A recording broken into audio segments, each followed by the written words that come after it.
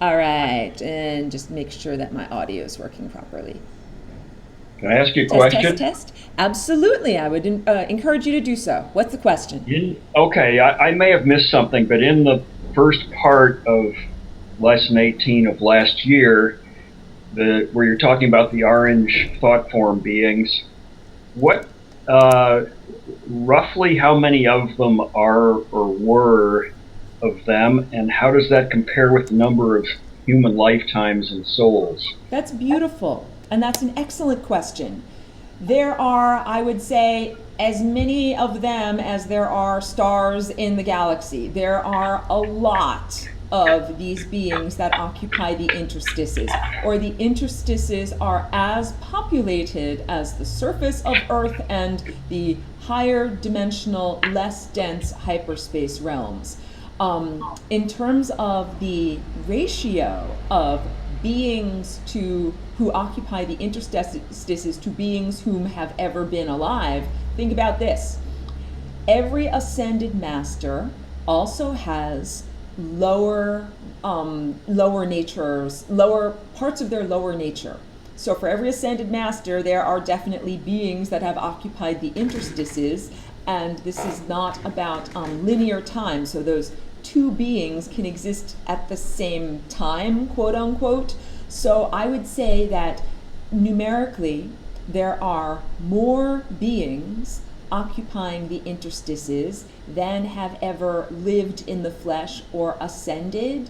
And also keep in mind that some of the beings that are in the interstices are not whole, they're only shards of consciousness. So, for example, if a person was murdered and they weren't in the last moments of their, horrible life experience able to fully process the truth of their murder and of their death, the aspect of self that needed to process the murder would remain in the interstices.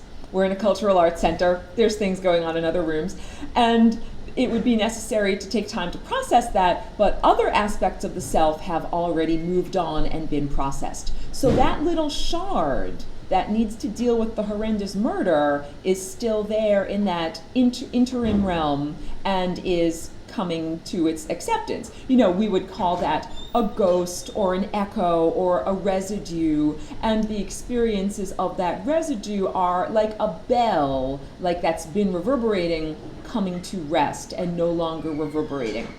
And now I'd like to contrast that, a reverberation of a person's life with the example of an entity that might have intentionally put itself in the interstices. Like, to give an example, in the works of Carlos Castaneda, hello, Zach, welcome. Awesome smile, good to see you, man. We're just getting going, and Ed has asked a question about how many beings occupy the interstices, the membrane of death in between the realm of life that we're experiencing and the next quanta or the next level.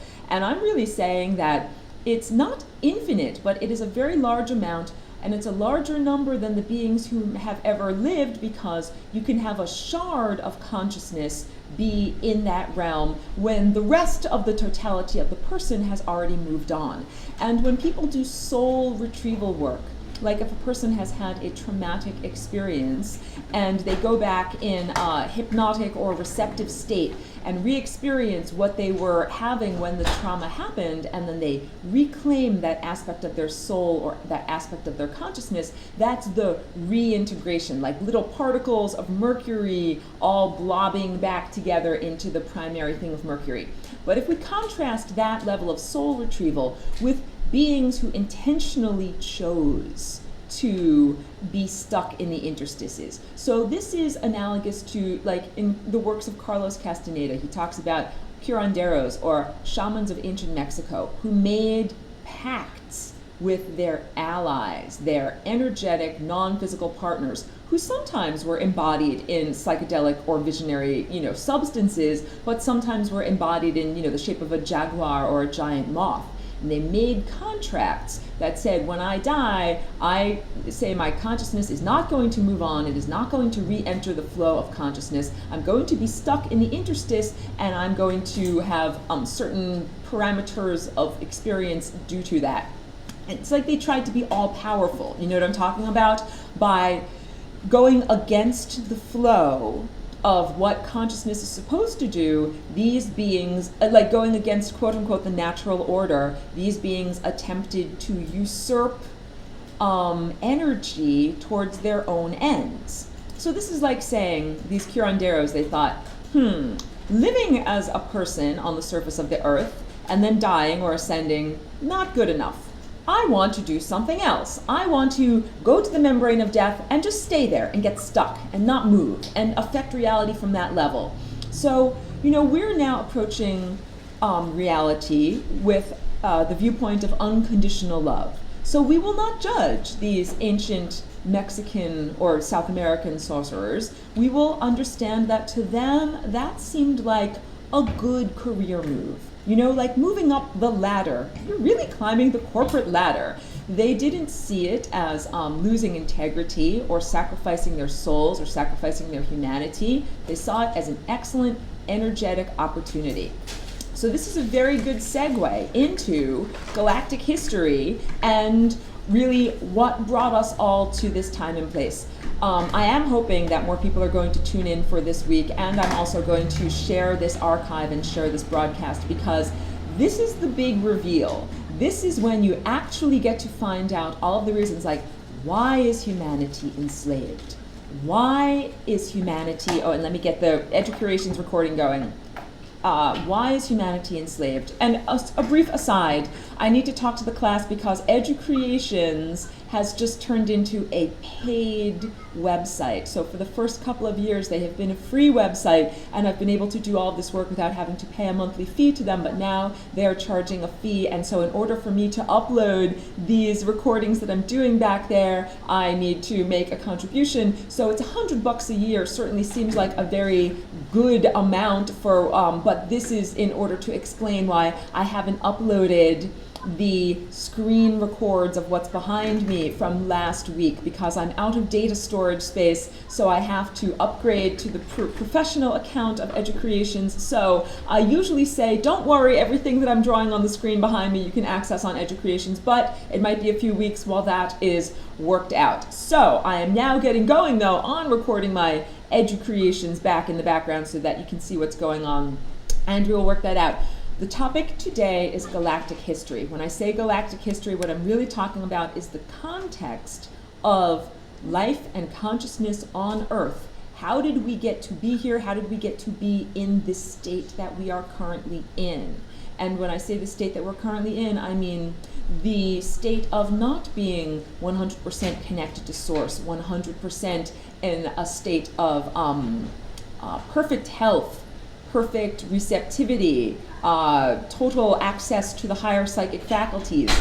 Why are we in the position of having to reascend the ladder of consciousness, or the ladder of the chakras, from the physical and on up through the emotional, intellectual, even to get to the level of unconditional love, to begin to activate the higher consciousness, higher faculties? So the whole answer is because humanity has been debased by a group of extraterrestrial and extra-dimensional overlords that has kept humanity in a state of mental slavery for the past 10 or 20,000 years. So I have alluded to this many times in the class and in my recordings and YouTubes and the radio broadcasts that I do, and there's a reason for that. I have to be a responsible presenter of information, and it is not responsible for me to let out information that is not within the right context, so that it might be in danger of being misinterpreted, or if only partial information is given, that it might also cause a negative emotional reaction. That many people, if I told them like, hey, guess what folks, you're surrounded by demons, your mom and dad fed off of you and implanted demonic software in your hardware, your religion, your culture, your schools, and your government, and all surface culture here on Earth are created and have been controlled by extraterrestrial overlords for the past 10 or 20,000 years, and your mind is not your own, and you barely have control over the thoughts that you think on a moment-to-moment basis. For many people, that realization would be enough to like drive them over the edge, like, I'm going crazy, I can't deal with it. For many people, when they begin to have an inner awakening, not only the opening of the third eye, but also the kundalini raising, the raising of the energy up the spine that then activates this inner eye and this inner sense of knowing, that often these spontaneous eye openings lead to an emotional negative reaction because people often do not have the emotional wherewithal or the unconditional love necessary to accept what one is seeing. And I will tell you that when I first came into this body in 2001, and when I first started to see clearly, so I came in on October 8th of 2001, and as soon as I looked at the news and looked at media and saw reports about 9/11, I perceived clearly what was going on in terms of the, Twin Towers and their destruction being part of an esoteric plot. Like, I could see that very clearly. However, many people around me did not see clearly, and it has taken almost a full decade for the mind control spell to wear off so that people can actually see what's going on. So, okay, in the recorded lessons, I get all into this, and I will talk about this. In tonight's class, we'll do galactic history, and we'll get into self-protection from negative thought entities, and next week we'll continue actual techniques for protecting oneself. So the first thing is, to protect yourself, you need to be informed. Knowledge is power. Knowing where you came from and how you got to be here and how you got to be a prisoner is absolutely essential in order to be free. And my whole mission of being here in the Flying Rainbow Lasagna is all about being free. I myself am free, and I model for others the possibility of increased freedom by showing you what can happen. And so giving you the information. How did life and consciousness get to Earth? So this goes way, way back. This is cosmology. Earth was meant to be a cradle for consciousness, a nursery or a place where DNA and consciousness can be nurtured in safety while it explores itself. And this goes into the different philosophies, the varying concepts of otherworldly beings, not on Earth, regarding DNA and freedom and free will. So we live in a realm that is based in free will. And when I say that, I'm just moving the mic a little bit closer to make sure it's all getting picked up. And when I say that, what I mean is that the meta program, there are human created laws, there are whatever extraterrestrial created laws, and then there's the meta, like gravity. Gravity is part of the meta program. It's not a human law, it's a universal law. There are these universal laws that are in existence, and then there are subsets of laws that were created underneath there. So one of the universal laws is freedom, free will, that consciousness exists and consciousness is free. I, Aurora, do not have the power, like wave my magic stylus and give you free will. I do not purport to have that power. You are born with it. It is innate. It cannot be taken away from you. It has to do with you being an aspect of divinity. You are part of divine, pure consciousness, and that is what makes you free. So there is no earthly authority can give to you your freedom or take away your freedom. However, knowledge is power. And information regarding your freedom can certainly either be given to you or withheld from you. So this information about one's galactic heritage is absolutely meant to be freeing to each one of us. It is meant not to be a burden, not to make you go crazy because, quote unquote, there's demons everywhere and they're all out to get you. Yes, the answer is yes, there's demons everywhere and they're all out to get you. And on the flip side, there's also angels everywhere. There are higher dimensional angelic presences everywhere and they're all out to help you. So, to begin, consciousness was meant to exist on Earth in corporeal containers with a seamless continuum, meaning the self that is here in this level of density has a seamless connection to the aspect of self or consciousness that exists in the higher dimensional, less dense realms. What people in this time and place would call your spirit guides, higher self, angels, God, that is actually you.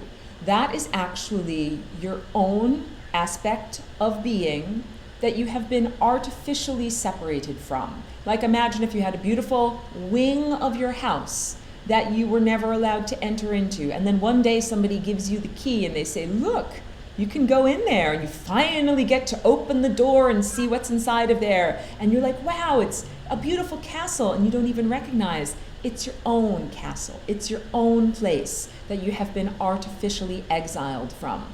This is the human condition. Currently, the human condition is to be cut off from or minimally connected to higher consciousness. People might have brief flashes of insight or lucid dreams, but it's not the 24-hour total connectivity that humans were created for, all right? So the corporeal container that we have also is incredibly valuable. This is more of like, being kept in the dark and being disempowered. Not only has humanity and Earth culture been kept uninformed about your galactic history and galactic origins, but you have been uninformed as to the true value of what you have. Literally, you own valuable real estate. Your footprint in the third dimensional realm, your body, is an incredibly valuable piece of interdimensional real estate. So the original plan was to create these beautiful containers, these corporeal containers for consciousness from a higher realm, so that the consciousness from a higher realm could come into the third dimension and experience life here. Meaning, hey, you know something? What's gravity like? I don't know. What's it like if I hold something up here and then drop it and it falls? I don't know. That's amazing. In order to find out, we need a body. In order to explore the realm of physics, you need a physical body. And in order to explore some of the other fascinating, dramatic exchanges of energy and passion and tension, it's necessary to get into the actual physical realm. And in order to be creative on a certain level, it's necessary to actually be submerged in the physical realm. So these were all of the reasons why corporeal containers were created, right? If you were perfectly happy lounging about on a hyperdimensional cloud without a body, why would you have bothered to create, matter and a physical container? Because the experience of lounging about on an interdimensional cloud was not completely fulfilling. This is a key understanding. Your physical third dimensional body is valuable real estate, and if you could get everything done lounging around on a cloud, you would. You can't. You have to come into the realm in order to be powerful in the realm. I speak from personal firsthand experience because I'm a walk-in, so I came from another realm. If I could have gotten done and accomplished everything that I needed to accomplish from the higher realm stance, I would have. I couldn't. In order to give humanity the flying rainbow lasagna and an additional degree of freedom, it was necessary for me to actually become densified, to actually come into this level of density and have access to those creative energies. So there was, between 10 and 20,000 years ago, a beautiful culture that lived on Earth. So I'm going to give you a bit of history now. This is actually before what we would call Atlantis. This goes back to what we would presently call Lemuria. It was a series of islands, or what currently remains of it are just a few little islands sticking up in the Pacific, but this was a whole chain of islands. And the experience of living there was more like the way dolphins live. Dolphins sleep half of their hemispheres at a time, like I sleep this hemisphere, then I sleep this hemisphere, then this one, then this one. So they have a blended, seamless waking and sleeping reality. They're half awake, half asleep, half awake, half asleep. And in much the same way that dolphins are, underneath the surface of the water, up above the surface of the water, underneath, up above. And they live a very unstructured life, of day and night blending together, their daily activities blending together. This was very similar to what life was like in Lemuria. If you could imagine just a beautiful, tropical experience where not only do you not have to wear clothing, it's impractical, the air is the same temperature as the water. Food is available easily. There's no fight for survival. And at the same time, mentally and spiritually, all life was connected. So you were connected to all other humanoid life, mentally and through the heart, and you were connected to all of the other life too. Dolphins and centipedes and whales and eagles and every single thing that existed here was telepathically connected. It was the planetary consciousness. And that culture suffered a destruction, and it arose again, or that culture, let's say, degraded and ended up becoming what we know as Atlantis. So Lemuria was like a dream realm, like a very sophisticated culture in terms of mind and perception and artistry, but not very sophisticated in terms of building buildings or anything like that. That was not their focus. Their edifices you will find on the astral and non-physical realm. When their culture and the Lemurian culture faced geographical changes, and then it morphed into the culture of what we would call Atlantis. So Atlantis, I am familiar with this culture from one of my previous existences. I didn't always know about this. I had to go on my journey of understanding and awakening also. Atlantis was a sophisticated, worldwide culture.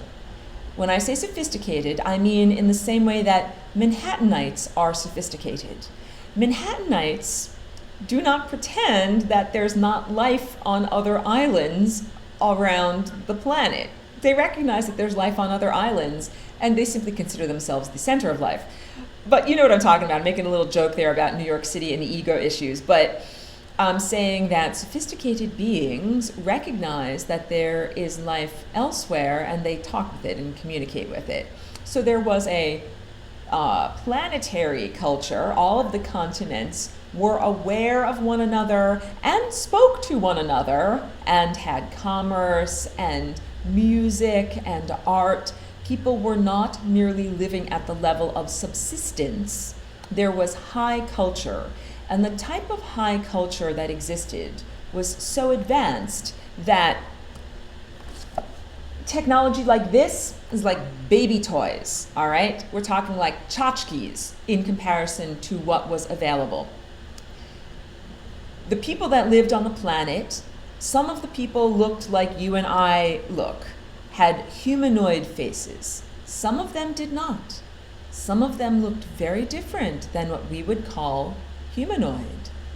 Also, the culture of people that lived on the planet was interactive with the culture that lived on other planets and in other star systems. So to use the analogy, this is like saying that you might live on the island of Manhattan, but you can call up and talk to the island of Scotland or the island of Australia and talk to the different people there. And you're not laboring under the delusion that your own island is the only island that exists, right?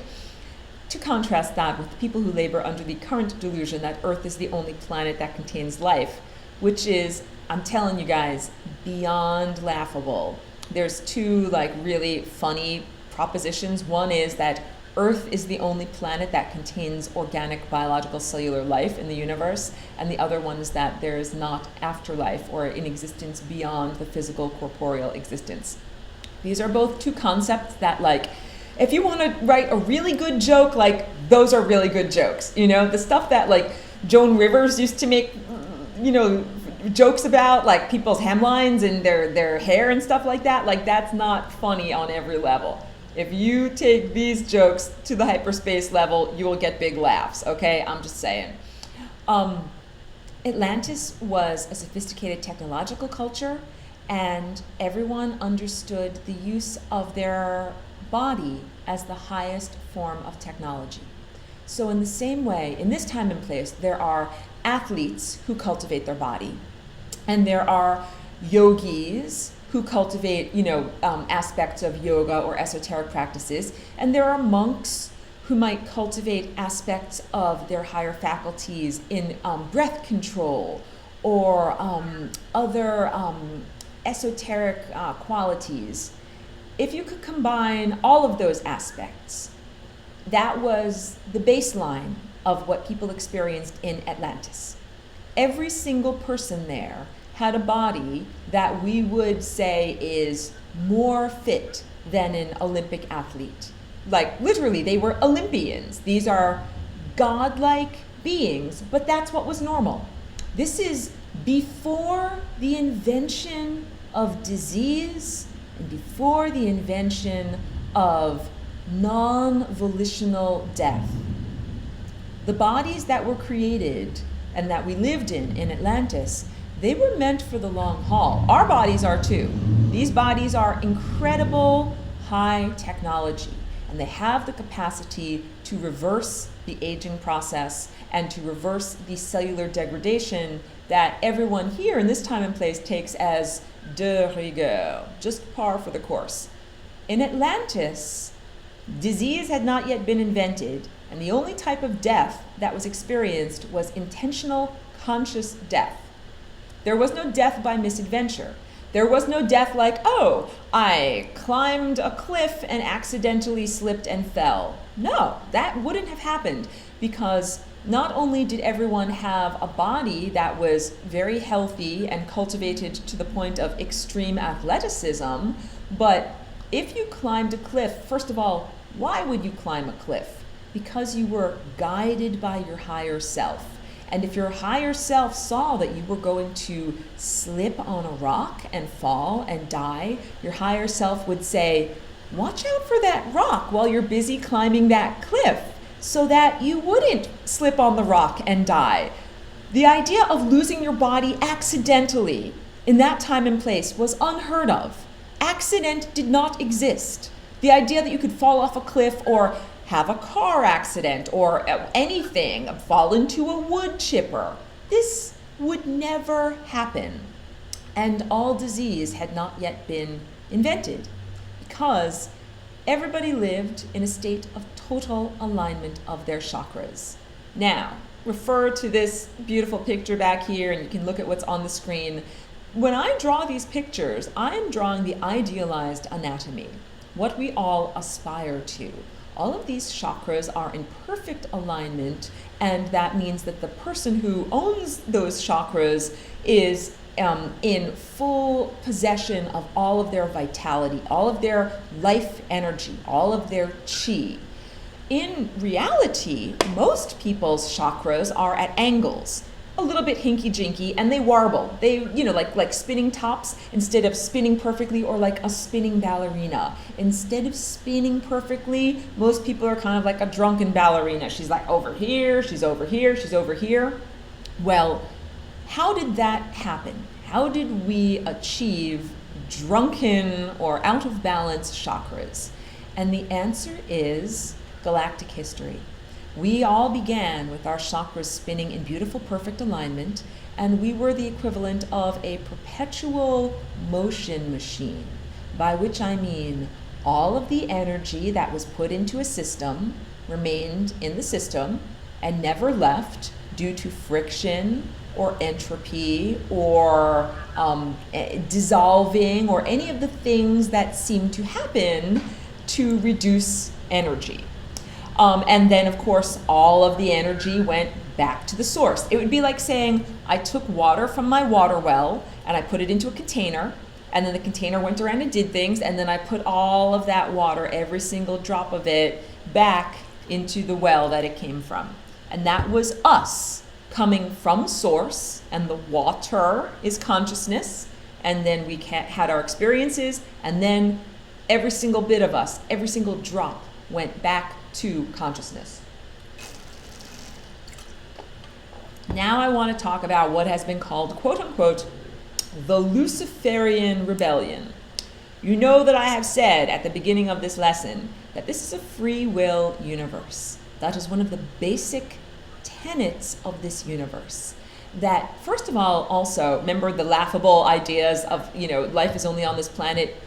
DNA is not only on this planet. That's another laughable idea. Like, bring it to like the cosmic stand-up comedy stage, and when I was on Earth the other day, where the only place where DNA is available in the universe, and then, massive laughter in the audience, because the reason why the universe was created, this whole beautiful expanding, since the Big Bang bubble of consciousness, is for DNA to explore itself. DNA is the physical container or manifestation of pure consciousness. DNA is a bridge between the realm of light and pure energy and pure possibilities and the realm of hard-edged objects, bodies, and events that can be experienced with a physical body. And there's different philosophies and value systems in different beings from different star systems. Some of them believe that it's a free will universe and that DNA was like scattered throughout, I want to say like a fire hose. It's not scattered, like totally blasted and saturated throughout the universe so that it can explore itself, so that it can learn, so that it can have experiment and see what happens. It's like saying that we were given paints and pencils and art making supplies and canvas and be like, go to it, make stuff, see what happens, and look at the amazing diversity of creation. Look at all of the different types of butterflies. They're amazing. Or look at all of the different types of jellyfish or bacteria. This is amazing stuff, the diversity of life, and even the idea that we can have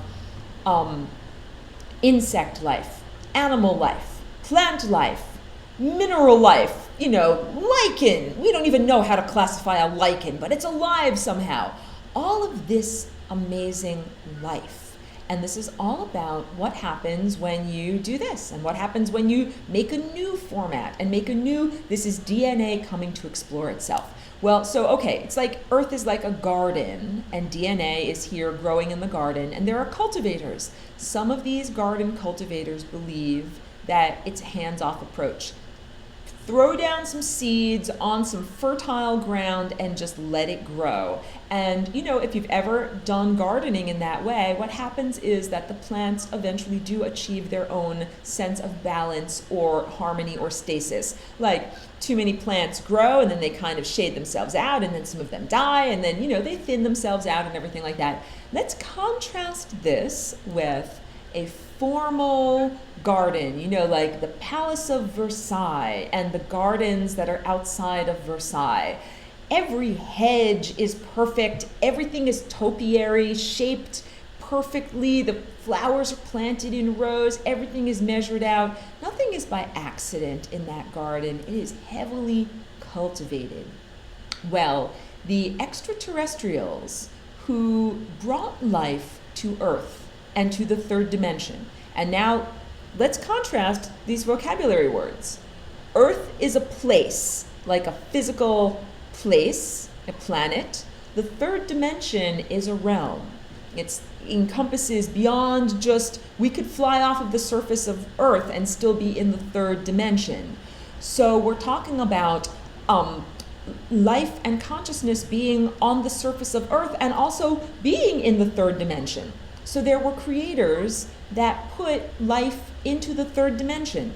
In the solar system, there's life on all of our planets in the solar system. This is why it's like, ah ha ha ha, like this guy over here thinks there's only life on Earth. Like that's a knee slapper. Like that's so funny. It's like, it would be like meeting like the most backwards person in the world who only thought like that trees only grew on his mountain. And he never thought that trees could grow on another mountain. And like, that guy, he only thinks trees only grow on his mountain.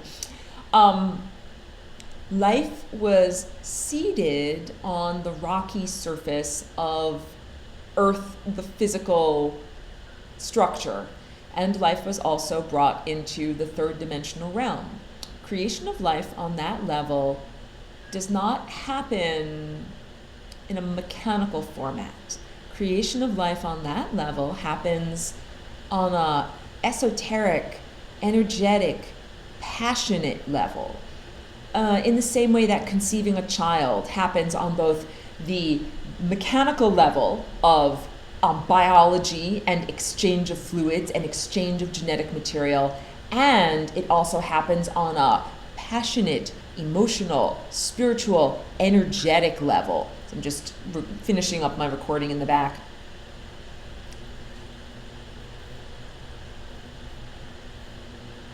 So the inception of life on Earth and in the third dimension was like cosmic lovemaking, okay? It happened on a physical level and it also happened on a non-physical level. So now when I talk about the rebellion that happened, the Luciferian rebellion, we're also talking about lovemaking. And this is also about what happened on, on a non-physical level. Just looking for just want to put something up there so that it's not too white here. Hold on a second. Remember when I was talking about, here we go. Remember when I was talking about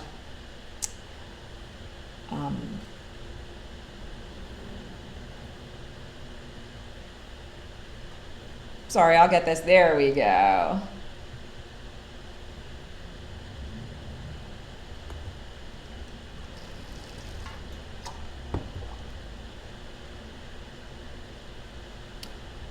We are like children that were created by interdimensional parents.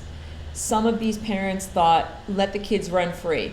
Let the DNA do what it wants to do. Some of these parents thought, no, we need a strict nanny to make sure that those kids turn into what we want them to be, all right? So there were beings that were hyperdimensional beings that were totally in alignment with their chakras, perfectly aligned, like these people in the back, and they were in touch with the divine consciousness, and they said, I want to find out what happens when I create my own reality that is not connected to God consciousness or higher consciousness or unity consciousness. Even though we all come from unity, I want to know what happens when I create a reality that's not connected to unity. This is like saying, what happens when that initial little spark from the 0th dimension decides to expand? It is a noble personality characteristic to say, okay, everything is here at the singularity. I'm God, and so is everything else, and so are all of you. But what would happen if I wasn't here? And if I was instead over here? That thought itself causes the expansion of God and the creation of the first dimension. That is a noble personality characteristic. That noble personality characteristic was twisted into this experience that we now know as the Luciferian rebellion, where a group of hyperdimensional beings said to God, God, I, as a free will individual, do not want to listen to you. I do not want to do what you are telling me to do. Even though you are a part of myself, I want to do what I want to do, and I'm going to create my own reality. I'm going away from you now. Goodbye. And God said, you can do that. You can go away from me. You can do whatever you want to do. But if you do that, there's not going to be a bridge for you to get back up here. Because traditionally, the way that you travel in the hyperspace realm is through love. Unconditional love is the bridge. When babies are born, they come through the womb. They come on a bridge of unconditional love. And even if it's not a very loving family, or even if it was, a child that was conceived in an abusive relationship or whatever, there is still some aspect of love that is enough to have conceived a child and brought a viable container for consciousness into this realm.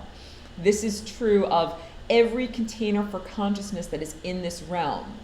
It is created through love, okay? So these beings that rebelled against God and divinity, they said, I want to find a way to get around that doesn't require love. Love is the interdimensional currency. That's like saying, I want to find a way to get around in the economy without money.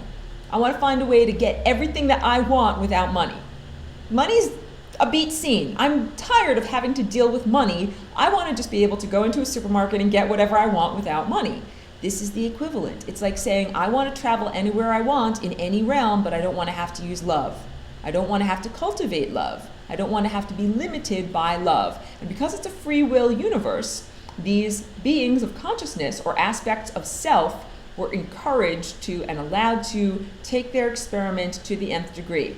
I am a loving God, goddess. Go explore, children. Do whatever you would like to do. So this is what is remembered in the Bible as, the fall from heaven. What really happened was these hyperspace beings created a technological capacity, a technological society where, I keep telling you, your body, this is the most high technology and most valuable thing that you own. This, not my iPad, not my iPhone, not my computer, my body, my organic cellular computer. You have no idea how valuable this is. Well, the beings that rebelled against God consciousness and against organic and cellular life, what they did was they created non-organic containers for consciousness. What, in this time and place, the analogy would be like giant hard drives, or a building, a server that's the size of a building, like a computer mind the size of a building. But really it was on a planet, and the whole experiment went horribly awry, and the planet ended up being destroyed. This is before we even got to Mars, okay? This is a planet that is known in antiquity as either Malduk or Marduk. So it's kind of just etymology. It's talking about the same planet. It used to be, but if this is Mars and this is Jupiter, this is where Malduk was. It's currently an asteroid belt. The asteroid belt is the debris from the destruction of that planet. Current science recognizes that the asteroid belt was once a planet, but it does not recognize what led to the destruction of that planet.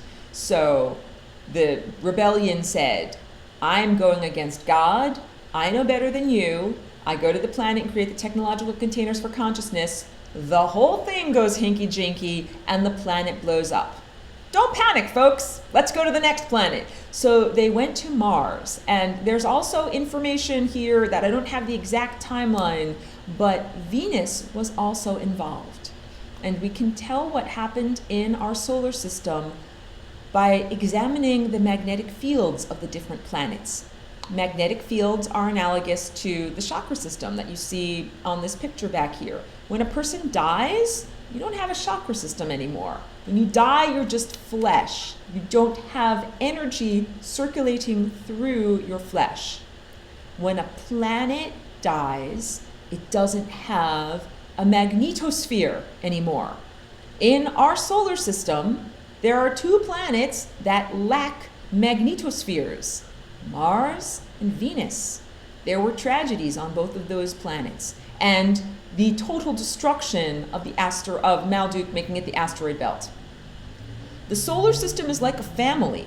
If we say this is like a family, and let's say the sun is like our parent, like our mother and father in the sky, and all of the planets are like children, and so if we live on Earth and, like the sun is our mother and our father, then that would mean like, Jupiter would be like our uncle or our brother. So we have experienced death and trauma within our family, within the solar system. We had Marduk destroyed, we had Mars and Venus killed. That means their dead corpses are floating there. They don't have a magnetosphere, but at least, their dead rocky corpses are there.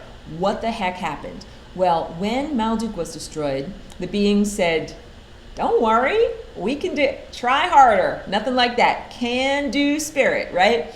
So they set up another technological-based society on the surface of Mars. And what they were attempting to do was create artificial Merkabahs. So I'm so happy that we have members of this class in here, and welcome to the person who just joined in. We are getting into the part in galactic history. And be sure to mute. I'm picking up some background noise, so if you're not sure how to, thank you so much. If you're not sure how to mute your phone, that would be helpful to us, because it sounds like maybe you've got something going on in the background there. And we're just... Oh, I do. Okay. That's okay. Is this Mary? Yeah, it is. Yeah. Oh, welcome. I'm so happy that you joined in. Yeah, me too. So, yeah. just to make it easier for until we get to the Q&A part, if you can turn down the volume on your phone, that would be helpful. Yeah. Because I'm hearing Okay. an echo. Wonderful. So we're talking about, what happened with Mars. The culture there was a technological culture. And when I say that, like, imagine a bunch of computers that house consciousness. This is different. We are very biologically based. We say, is that thing alive? Well, does it have a face? If you looked at a box, at a mainframe, would you say, is it alive? We have to now look at life in a different way, because these were cosmic consciousnesses that had chosen, instead of a biological organic container in the third dimension, non-biological, non-organic, technological-based containers. So they created a whole planet of technological-based containers and artificial Merkabahs. So Merkabah, for anyone who isn't familiar with the word, means light body vessel. It is the shape of a star tetrahedron. I will bring up a picture really fast so that you can see what I'm talking about. And you can get an idea that these Merkabahs, here we go. Bring up a picture. Here we go. So the Merkabah, this is one, like, I hope you can see that back there on that screen. This is a shape of a star tetrahedron, and it's small enough for a human being to sit inside of it. This is created by our mind and our consciousness. It is possible to create a Merkabah artificially out of the energy that, an artificial energy center as opposed to a biological being.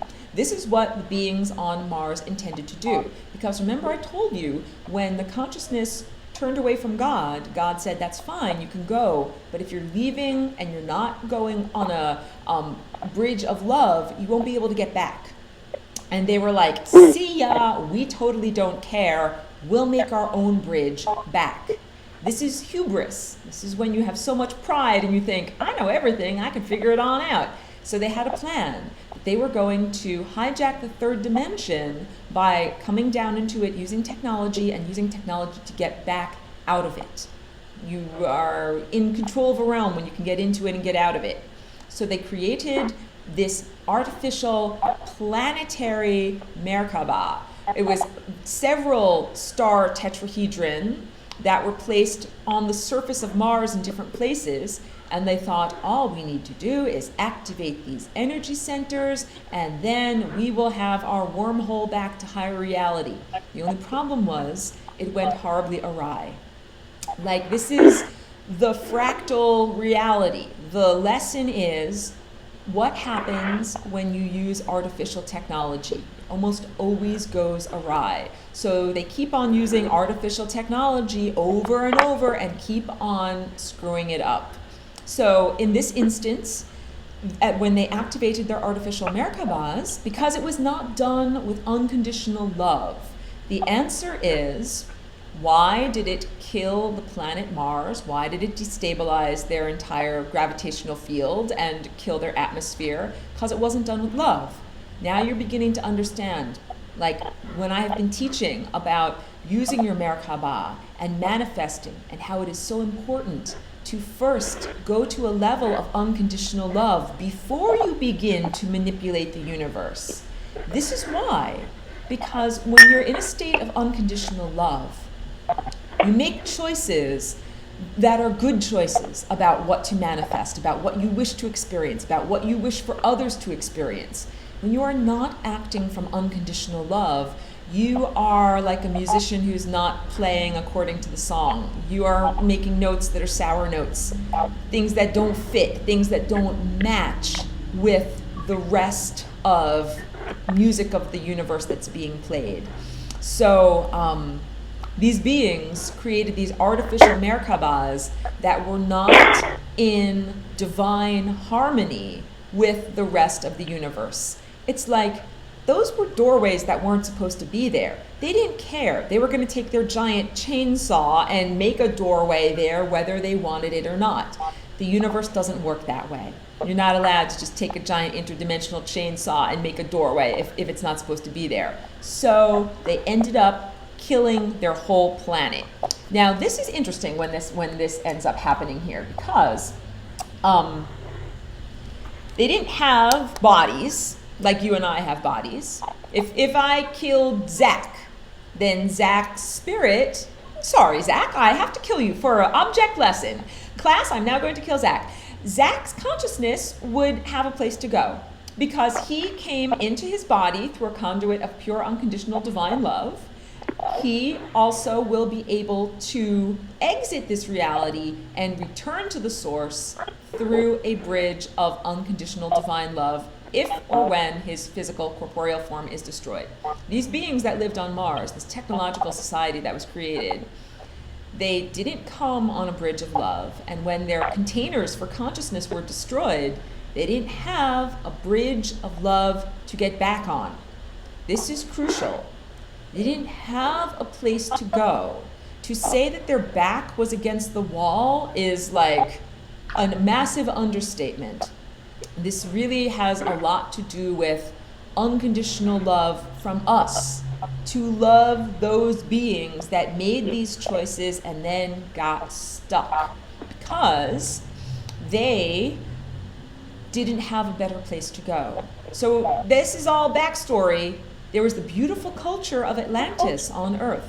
High technology, worldwide sophistication, galactically connected, and unprotected. The beings that lived there lived in a state of unconditional love and really could hardly even imagine the need for protection from entities from another dimension that had lost their technological bodies. Yet this is exactly what was necessary, because those beings who lacked their technological bodies looked around for some place to inhabit, and they saw organic containers, and they said, we are going to force ourselves into those containers. And the action of forcing their consciousnesses into these organic containers is the origin of disease. It is the origin of unintentional or unconscious death. It is the origin of your DNA no longer being its hyperdimensional shape, but being its flattened linear shape, of losing access to your higher faculties, cellular aging, the invention of disease, I already said, unintentional death, but unintentional death, let's bring that up again. All of these things happen suddenly when those consciousnesses came to Earth. They didn't have a place to be. This is the invasion, okay? You know, when I've said, I have bad news to tell you guys. The bad news is Earth has been invaded. And the worst news is that it happened between 10 and 20,000 years ago, and that those invaders are still here, and that they are still actively preventing you from activating your higher faculties and achieving your full potential, that those beings are the ones that have created, quote unquote, the human mind and forced it into you. They created language.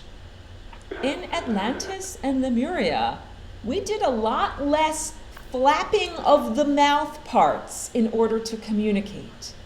Much of the communication in that time and place was nonverbal. It was through direct telepathic connection, empathy, and subtle energies. We do so much talking right now, it's crazy. And very little of it gives actual substantive information. A lot of it's flapping, it's chatting, chat. And I do it all the time. I do it with my cat. I'm like, oh, you're such a cute cat, blah, blah, blah, blah.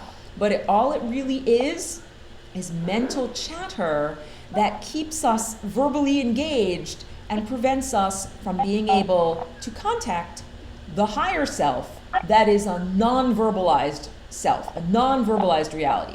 So this is how we got to what we're currently experiencing. My role, before I was flying Rainbow Lasagna, I was in Atlantis, and I was a non-corporeal, extra-dimensional being that had a great deal of impact on policy making. I was part of a council, and we made decisions, we made policy about what was happening on Earth. When this invasion happened, I made policy along with others that had an impact on the human experience. So at first it was like quite shocking because, you know, there was this invasion of consciousness and people had to figure it out. Then it became factionalized, meaning there were different segments that fought against one another. This is like the beginning of duality, you know, different teams fighting against one another. I just need to drink a little something here. But basically, there were beings who were in charge. Even the idea of a hierarchical power structure is totally new, totally antithetical to the culture that had arisen on Atlantis. That was a non-hierarchical power structure, you know, cloud-based, egalitarian, totally different, totally opposite. So all of a sudden, first of all, consciousnesses come in. They mind, spirit, and genetically rape the entire planet. The consciousness of planet Earth was raped. This means things were done to her or it against its will. A whole new group of consciousnesses came to live here against the will of the being who was here.